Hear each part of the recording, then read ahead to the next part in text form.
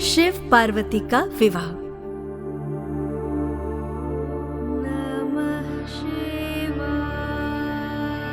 बच्चों, आप सभी ने भगवान शिव और माता पार्वती की पिक्चर्स तो देखी होंगी, देखी है ना? बहुत प्यारे दिखते हैं, है ना? मगर क्या आपको पता है कि भगवान शिव और माता पार्वती की शादी कैसे हुई? मैं आपको उनके विवाह की कहानी सुनाती हूँ। सती भगवान शिव की पहली पत्नी थी। सती के पिता शिव जी को बिल्कुल पसंद नहीं करते थे। वो अक्सर सती के सामने भगवान शिव का अपमान करते थे। ये बात सती को अच्छी नहीं लगती थी। इसी दुख से एक दिन सती ने अपना शरीर त्याग दिया। सती के जाने के बाद भगवान शिव एक जंगल पर जाकर तपस्या करने लगे। भगवान शिव जहां तपस्या कर रहे थे, उसके पास ही हिमवंत नाम के राजा का राज्य था। उन्होंने स्वर्ग की अप्सरा मेनका से विवाह किया था। उनकी प्रजा उन्हें बहुत प्यार करती थी। मेनका और राजा हेमवंत की एक पुत्री थी। बड़े प्यार से उन्होंने उसका नाम पार्वती रखा था। पार्वती बचपन से ही दिखने में बहुत सुंदर थी। एकदम अप्सरा जैसी बड़ी ही चंचल स्वभाव की थी पार्वती। उनकी बहुत सारी सहेलियां थीं, जिनके साथ वो खेला करती। और एक दिन खेलते खेलते ये लुक्का छुपी का खेल बहुत हो गया। अब घर चलो, हम सब गुड़िया के साथ खेलेंगी। समय बीतता गया और पार्वती बड़ी हो गई। एक दिन माँ ने पार्वती से कहा, पार्वती बेटी, अब तुम बड़ी हो गई हो, अब तो तुम्हारे विवाह के लिए वर ढूंढना होगा। पार्वती के माता पिता पार्वती के लिए सबसे अच्छा वर ढूंढना चाहते थे।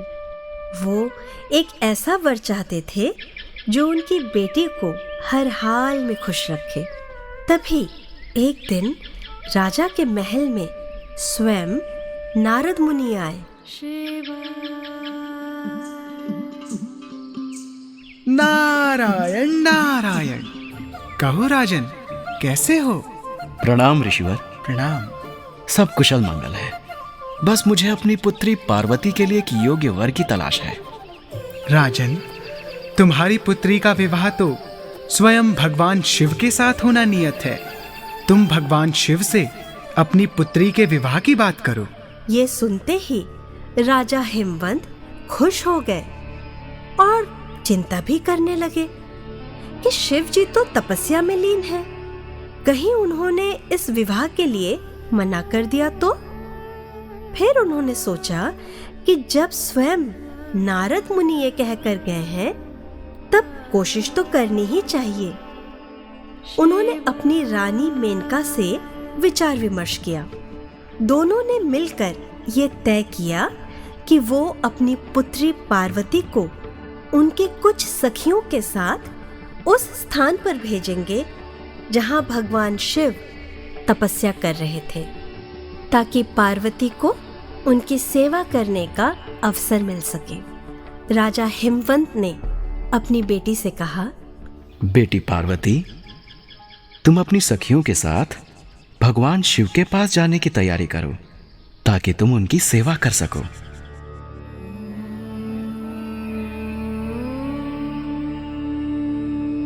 पार्वती और उनकी सखियां भगवान शिव के पास चली गईं। इस तरह भगवान शिव ने उन्हें अपनी सेवा के लिए नियुक्त कर लिया।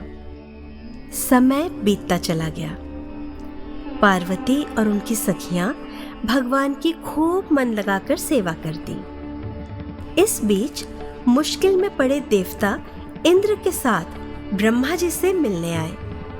उन सबकी समस्या ये थी कि एक तारक नाम का असुर उन पर खूब अत्याचार कर रहा था।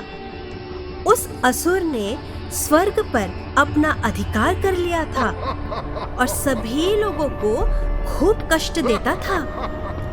उसने उनका अनाज छीन लिया, लोगों को बंदी बना दिया और बच्चों और बूढ़ों को मारने लगा। उनकी पूरी बात सुनने के बाद ब्रह्मा जी ने कहा,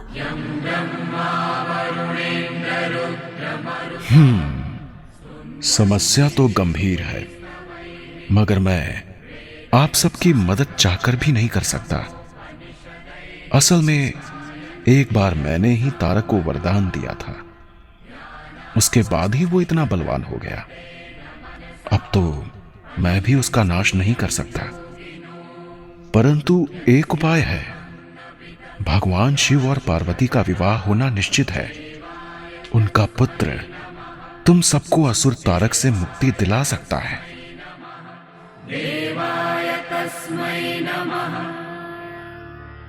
इंद्र ने इस बात की चर्चा प्रेम के देवता काम और उनकी पत्नी रति से की। वो इस बात से सहमत थे कि किसी तरह शिव के मन में पार्वती के प्रति प्रेम की भावना जाग जाए और उनका विवाह संपन्न हो जाए। काम और रति शिव के कुंज की ओर चल दिए। एक दिन उन्होंने शिव के मन में पार्वती के प्रति प्रेम की भावना को जगा ही दिया।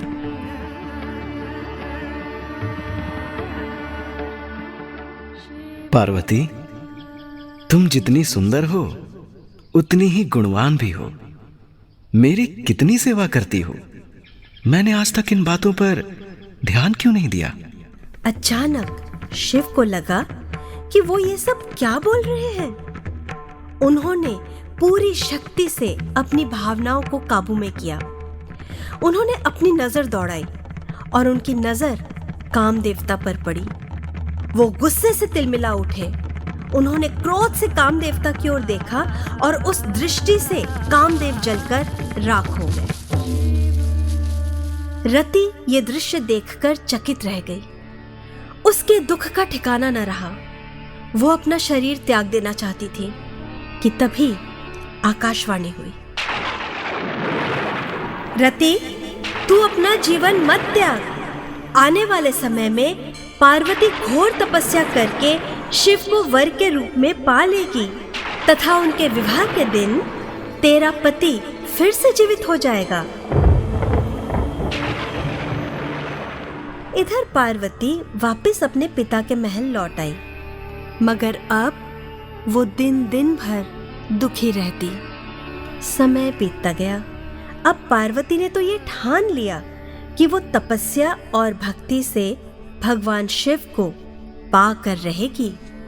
एक दिन उन्होंने अपने माता पिता से आज्ञा ली और तपस्या करने के लिए वन की ओर चल पड़ी। वन के पशु पक्षी सब पार्वती को खूब प्यार करते। वो धरती पर सोती और थोड़ा सा भोजन करती। वह दिन भर पूजा और अपनी तपस्या में लीन रहती। वो शिव का नाम लेकर बर्फ के से ठंडे पानी में नहाती।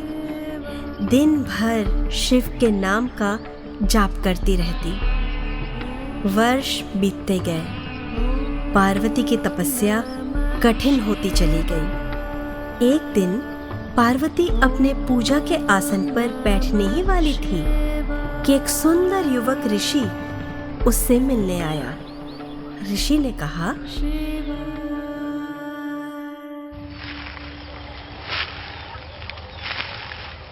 तुम तो इतनी सुंदर हो राजकुमारी पार्वती। तुम इतनी कठिन तपस्या क्यों कर रही हो? तुम्हें तो अपने माता पिता के साथ महल का सुख भोगना चाहिए। तुम इस वन में क्या कर रही हो? ओह, कहीं तुम ये सब अपना प्रेम पाने के लिए तो नहीं कर रही? पार्वती, तुम्हारे साथ तो कोई भी विवाह करने के लिए राजी हो जाएगा। मेरी बात मानो, ये वन, ये तपस्या छोड़ दो और अपने महल लौट जाओ। तब पार्वती ने कहा, ऋषिवर, मैं अपनी पूजा, तपस्या और त्याग से शिव का प्रेम जीतना चाहती हूँ। मैं उन्हें तब तक पुकारती रहूंगी जब तक कि मैं उन्हें पा न लूं। मैं शिव के साथ विवाह करना चाहती हूँ। ऋषि ने कहा। ओहो, तो तुम शिव से प्रेम करती हो? वो तो पूरे शरीर में भस्म लगा के घूमता है, गले में सांप को लटकाए घूमता है, उसके पास तो धन भी नहीं है। तुम्हारी जैसी सुंदर स्त्री उसकी पत्नी कैसे हो सकती है? ये बातें सुनते ही पार्वती को क्रोध आ गया। पार्वती ने कहा, नीच प्राणी, चुप हो जाओ। तुम क्या जानो शिव क्या है? शिव सत्य है। वो ना तो ढोंग करते हैं, ना ढोंगियों से प्रभावित होते हैं। उनके जैसा धनी पूरे ब्रह्मांड में नहीं मिलेगा। तुम्हारी हिम्मत कैसे हुई उनके लिए ऐसा बोलने की? तुम जाओ यहाँ से। पार्वती की ये बातें सुनकर ऋषि ने अपना असली रूप दिखा दिया। वो ऋषि कोई और नहीं, स्वयं भगवान शिव थे। उन्होंने कहा, पार्वती, तुम्हारी तपस्या और भक्ति ने मेरा मन जीत लिया है। मैं तुमसे विवाह करना चाहता। और इस तरह बड़ी धूमधाम से शिव जी और पार्वती जी का विवाह संपन्न हुआ। विवाह के बाद देवताओं ने शिव से प्रार्थना की कि वो कामदेव को भी जीवन दान दे। शिव जी मान गए। उन्होंने कामदेव को फिर से जीवित कर दिया। तो बच्चों, ये थी शिव और पार्वती के विवाह की कहानी।